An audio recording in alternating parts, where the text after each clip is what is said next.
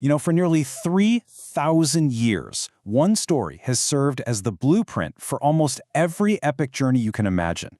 It's this incredible tale of monsters, gods, and one hero's desperate struggle to find his way back home. We are talking, of course, about Homer's Odyssey. But here's the thing, this ancient epic is built around a question that, honestly, we all face in our own lives. What does it truly mean to come home? The Odyssey frames this whole journey not as just some simple trip, but as a universal human quest. So, let's start right there with the heart of the story. This quest for home. The entire epic, every single monster faced, every island visited, it's all driven by this one single, incredibly powerful desire. 20 years. Just let that sink in for a second. 20 years. 10 of those fighting in a brutal, bloody war, only to turn around and face another 10 years, just completely lost at sea. This is not just a long commute, right? This is an entire chunk of a lifetime spent just trying to reclaim a life that was stolen from him. The Greeks actually had a specific word for this, nostos. And it's so much more than just a homecoming. It's actually the root of our word nostalgia. See, nostos is a trial-filled quest, where the goal isn't just about getting back to your physical house. It's about preserving your very identity against all these forces that are trying to erase you. So in a way, the journey is the point. The trials are what prove you're still, you. Okay, so that brings us to our next big idea, this constant battle between civilization and chaos. Odysseus' journey isn't just a random string of bad luck. Nope, you can really see it as a deliberate test, pitting the core values of Greek civilization against the raw, untamed chaos of the unknown. And the challenges he faces, they basically fall into two big buckets. First, you've got the external, monstrous chaos, we're talking literal monsters, that represent a world with no rules at all. And then second, you have the social chaos, humans who break the fundamental rules that hold society together. A perfect example? Take the Cyclops, Polyphemus. This guy is pure, brutal barbarism. He literally eats his guests, which is the ultimate violation of civilized behavior. But Odysseus doesn't beat him with muscle. He beats him with his mind. His clever nobody trick is this brilliant showcase of how wit and reason can totally overcome brute force. And get this, even the Cyclops' one eye is symbolic. It represents this primitive, one-dimensional way of thinking that's completely vulnerable to a multi-layered plan. And then there's one of the toughest tests any leader could ever face, Scylla and Charybdis. There is no good option here. It's a classic rock and a hard place. Do you sail past Scylla and accept the guaranteed sacrifice of 6 of your men? Or do you risk Charybdis, where you might lose everyone, but maybe, just maybe, you lose no one? Odysseus makes the call. He chooses the guaranteed, smaller loss to save the ship and the mission. It's just a brutal calculation, showing that sometimes leadership means choosing the lesser of two truly terrible evils to achieve the ultimate goal.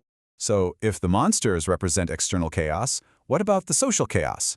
Okay, for that we have to talk about this super important Greek concept called xenia. This wasn't just about being a polite host. For the ancient Greeks, this was a sacred moral obligation. It was the glue that held their world together, protecting travelers in a very dangerous age. Your actual survival often depended on it. The Phaeacians are the absolute gold standard of xenia. They find Odysseus, shipwrecked and with nothing on their shore. And what do? They welcome him, they feed him, they clothe him, and then they give him safe passage home. They follow the rules perfectly, representing civilization at its absolute best. And then you have the suitors. They are the complete opposite, the ultimate bad guests. They've taken over Odysseus' house, they're eating all his food, drinking all his wine, disrespecting his wife, and even plotting to kill his son. Their violation of xenia is so total that it's become like a cancer on the social order of Ithaca. They are the human face of chaos, and they have to be purged. So all of this is building up to the climax, a cunning homecoming. When Odysseus finally gets back, he can't just stroll through the front door and say, "I'm home." No way. He needs a master plan to take back his kingdom from the chaos that's completely taken over. And this is where we see Odysseus' true superpower.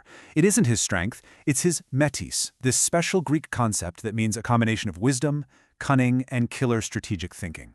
It's what allowed him to come up with the Trojan horse, it's how he outsmarted the Cyclops, and now it's what he's going to use to take back his home. His strategy is just brilliant.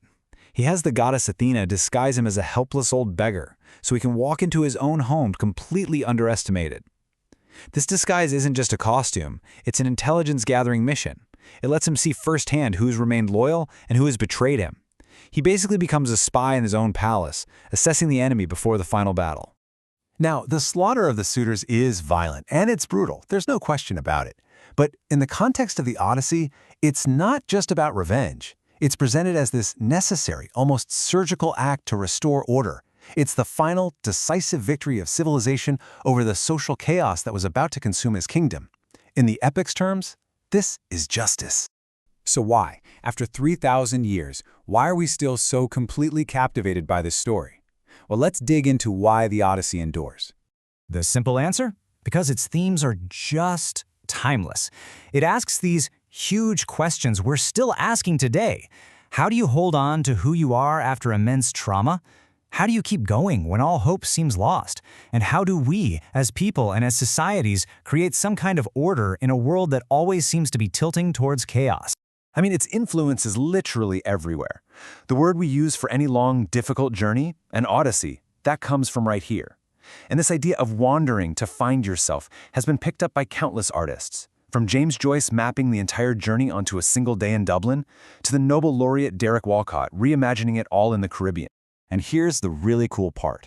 Modern authors aren't just copy-pasting the Odyssey, they're adapting its powerful framework to tell brand new, urgent stories. As this quote explains, Derek Walcott uses the epic's themes of wandering and homecoming to explore the painful history of colonialism. He turns the wound of that history not into something that divides people, but into a source of connection.